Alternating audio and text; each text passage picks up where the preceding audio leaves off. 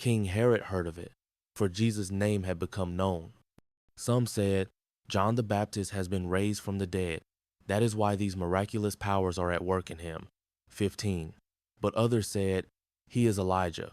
And others said, he is a prophet, like one of the prophets of old.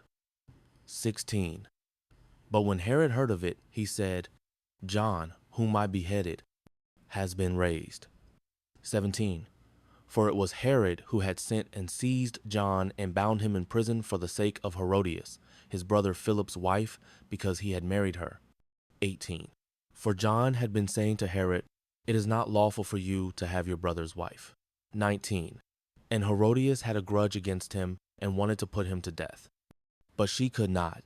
20. For Herod feared John, knowing that he was a righteous and holy man, and he kept him safe.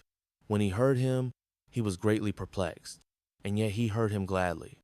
21. But an opportunity came when Herod, on his birthday, gave a banquet for his nobles and military commanders and the leading men of Galilee. 22. For when Herodias' daughter came in and danced, she pleased Herod and his guests. And the king said to the girl, ask me for whatever you wish, and I will give it to you. 23. And he vowed to her, whatever you ask me, I will give you, up to half of my kingdom. 24. And she went out and said to her mother, for what should I ask? And she said, the head of John the Baptist. 25.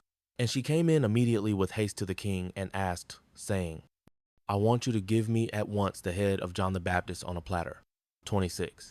And the king was exceedingly sorry, but because of his oaths and his guests, he did not want to break his word to her. 27. And immediately the king sent an executioner with orders to bring John's head. He went and beheaded him in the prison. 28, and brought his head on a platter and gave it to the girl, and the girl gave it to her mother. 29. When his disciples heard of it, they came and took his body and laid it in a tomb.